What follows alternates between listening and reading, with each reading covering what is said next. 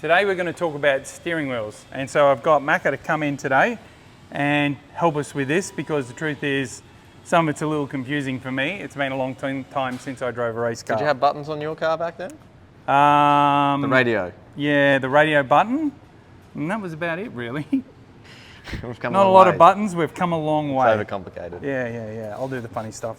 So, the bus wheel. So what this was going to be about is I was going to explain to you how when we have trouble with the power steering, one of the things the guys have done in past years is put a bigger steering wheel in, so you can see the difference of the two. Now you wouldn't think that 1 inch makes much difference, but normally with the ZV it would. You could actually, we'd put this steering wheel in at Bathurst if they had a steering failure and drained all the oil out of it, and you'd be able to manage it, right? Yeah, it's much more manageable. It gives you just a little bit more leverage to be able to turn the wheel when the power steering goes away. So when we went to Gen 3, we thought this is a good idea, we'll keep this going.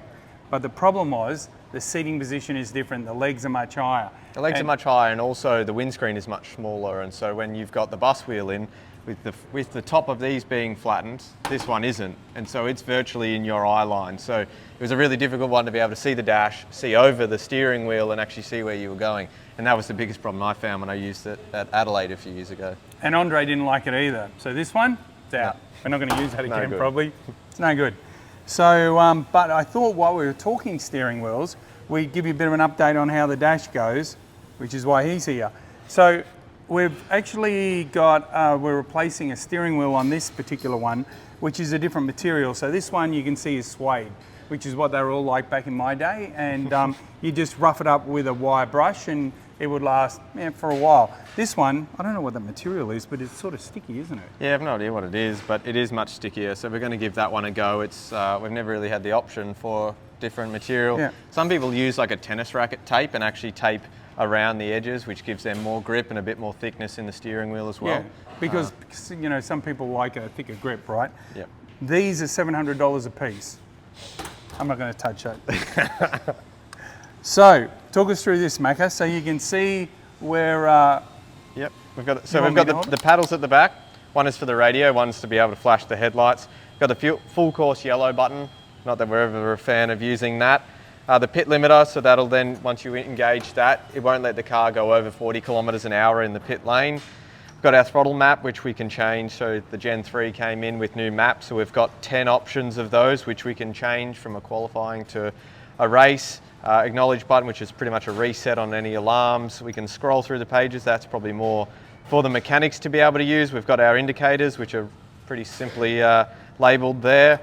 We've got our headlight button, if we want to use that, which in qualifying is used quite a lot. Our drink bottle is hooked up to the car. We just pretty much need to press that button. It pumps water through. We've got our dash brightness there and our wiper speed, which we don't use a whole lot. We do have a backup radio button in case the paddle fails or if there's any issues there. So that's actually hardwired in, so it can't actually be an issue. So it goes through the car, and that's the steering wheel for us. So I've got a few questions there. All this stuff is on the steering wheel because they're the things you immediately use. Yep. And looking down and playing around with the console doesn't work too good.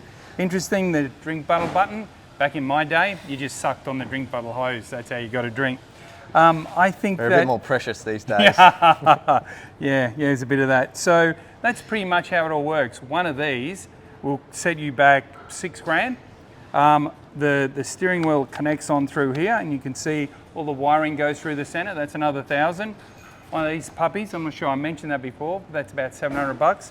So it adds up to a bit when you put it all together, and we carry one spare for the 4 cars.